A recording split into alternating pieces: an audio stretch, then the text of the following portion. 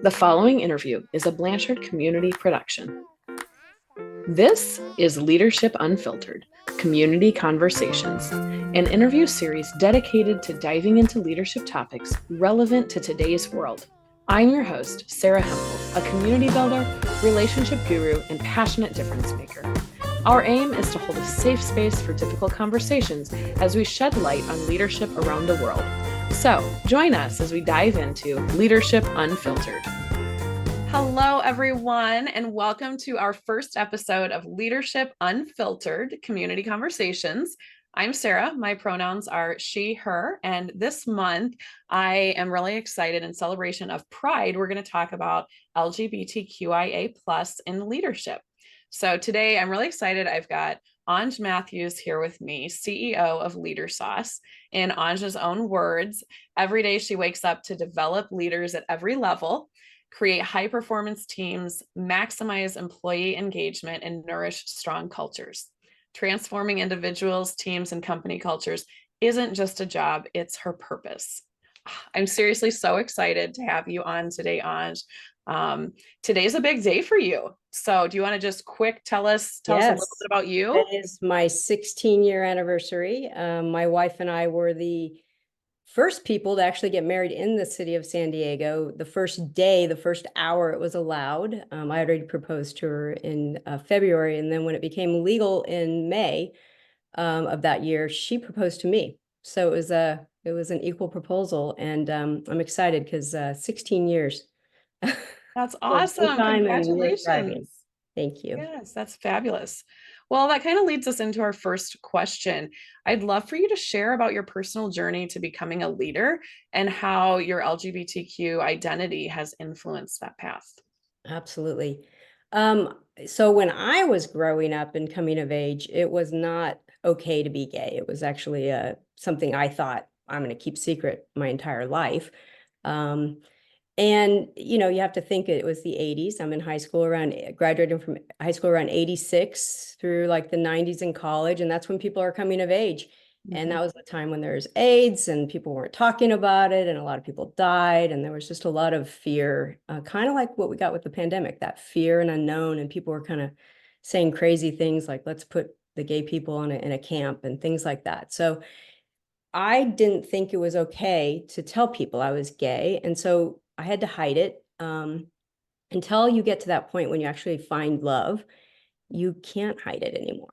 And you have to be brave and you have to be have that courage. And so, I had to get through my big hurdle, and that was my mom, who, by the way, was okay if I was gay. She just didn't want me to be discriminated against. That was her big issue. So, my mom, when I was 11 years old, she said the craziest thing to me when we were gardening. And I don't know why. I mean, I was a tomboy, so I don't know what her feelings were. I think it's because she was a nurse in the 70s and she worked with a lot of gay men. I think that's why she said this to me, because she said, Ange, I never want you to be a hooker or a lesbian.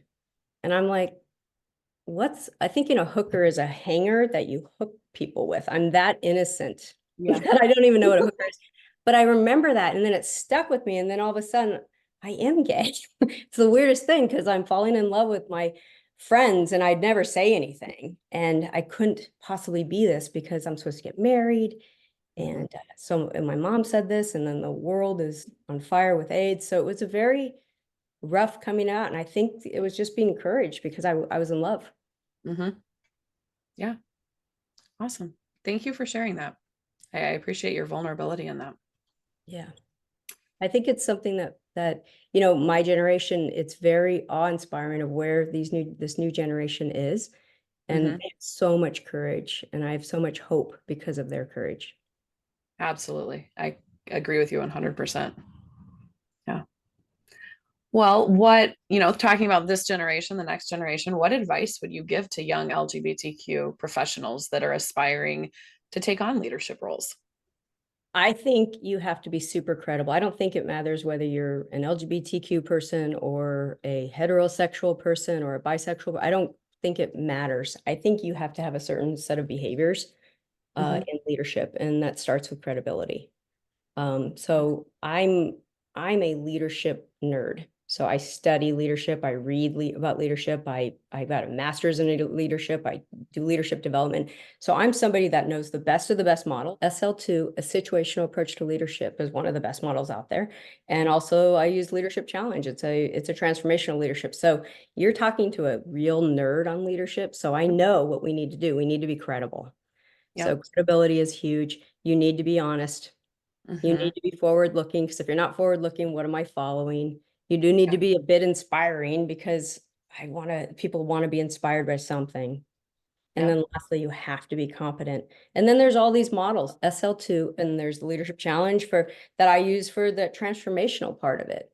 Mm-hmm. So it's not really, for me, it's it's about the behaviors and the frequency of behavior. That's Yeah. what makes you a leader. And then there is this other piece. You need to find your voice. You need to Yeah. have very clear values. And when you do that, you're credible, you're working where you're passionate. People will want to be a part of that. And Yeah. then you're leading. I think we also have a problem with, and everybody needs to understand this, there are entrepreneurs. Those Mm-hmm. are people that do things like Elon Musk. They do the craziest things and they believe in something. Steve Jobs. You have managers who you can really see like their work on a spreadsheet, and then you have leaders. Mm-hmm. And leadership is a different skill set and a different set of behaviors. And a lot of times people are glomping them all in one. That's so true. I love how you talk about it's the behaviors, not necessarily how you identify, because I think today, especially in the world, people look at those identification labels so frequently. And at the core, there's those skills, those that trust, credibility, Yep. having your voice, sticking to your values. Yeah. Really Those, important. and those are timeless. That's Yes. the thing. This isn't something that's new or a fad. It's Yeah. literally timeless. And if we did that, and then, of course, I think being an authentic person is really hip these days. Yeah. It's hard to find, right? Yeah. Someone who's actually real and authentic. For sure. I know I want to follow that. Yeah. Yep. Yeah. People that are passionate about their brand, about what they believe in. Hmm. That's what's easy to get behind. Yeah. Super Yeah, cool. Thank you. absolutely. That's it. That's such a great question. Yeah. I love it. How do you leverage diverse perspectives, including those from the LGBTQ community, to drive innovation either in your organization, your client organizations, or maybe your community?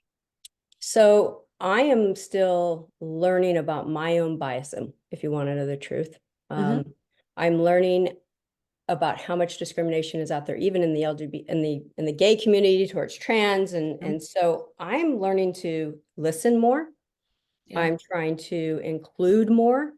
I'm reading different things that I've ever read before to Hmm. see how can I bring, my expertise is really in organizational development. Hmm. I'm not like a diversity inclusion expert, but I'm Hmm. trying to learn and understand so that I can make sure the programs that I bring in and the way I'm talking to people, it's meeting. I feel like I'm still in learning though. I'm in learning mode. And so I'm really trying to listen, be open. I talk to young people, talking to my nieces and my nephews. They have taught me so much. Um, and even young people for some of the organizations I work with, Hmm. so sometimes even just bringing up a conversation that is a little bit out of my, I tend to be very work focused. So trying Yeah. to bring in a different question, Yeah. um, and create that open conversation. So I don't, it's a work in progress. I love that. I love that you talk about just your desire to always be learning. I think that's so important. I mean, for anyone, but especially as a leader, because the world is changing around us as we speak. So the Yeah. more that we can learn from others, the better off we are to serve those people.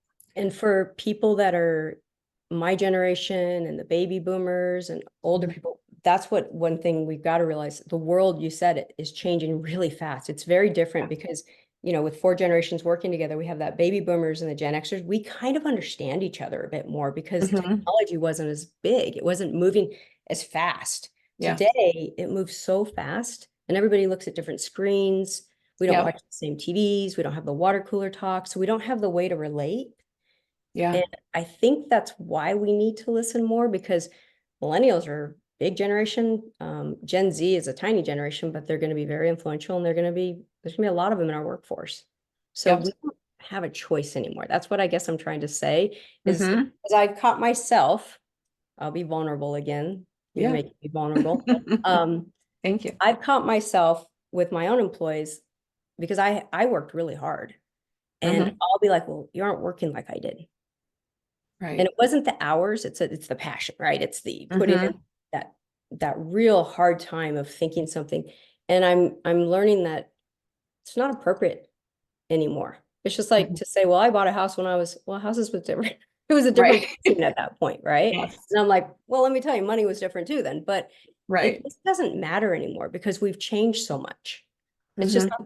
and that's what I think for me, it's like get there, like learn that so that you Mm-hmm. can help people more. Yeah. You said something else about listening. And I think for me, listening to understand versus listening to respond has been like a game changer, and honestly something I work on every day, because I feel like, especially with my wife, like I'm listening and I'm like, oh, I'm going to help her solve that problem. She may not even want help solving that problem, but Right. that's where my mind for so long had gone. And so listening to better understand, especially when people come with such diverse perspectives from everywhere, about everything, we really Right. have to listen to understand, not to respond. Yeah. And we're not going to necessarily change minds. We're going to Yeah. give another perspective that they may be interested in. Yep, for Yeah, sure. that's smart. It's good you know that in your marriage. I've learned my wife has maximizer as a strength, so that they take something good to great. It's just the Uh-huh. way they are. So if it's not that good, she doesn't want to touch it. And then she Yep. also maximize everything to the nth degree. And Yep. now I used to hate it because it'd be like she wouldn't come up with the ideas. I would come up with the ideas, but then she would Uh-huh. tell me how bad they are. And I'm like, well, you come up with an idea. And now I use her maximizer like a tool Oh, for because I sure. realized it. And then we've been together 16 years now, and Yeah. she's not going to change. And it's worked really well because it used to create a little conflict between us. Yep. And now, but that took years. And Right. I've studied strength, so it's like weird. I wouldn't have applied that right away. Mm-hmm. In marriage, I do it with work, but not necessarily in my marriage. Yeah. Super cool. I love that. Well, is there anything else that you would like to share with our community audience before we wrap up today? Yeah, I would say that we need leadership. We need authentic leadership. We are starving for it in society. Yes. And it's leadership is not a position, it's an action.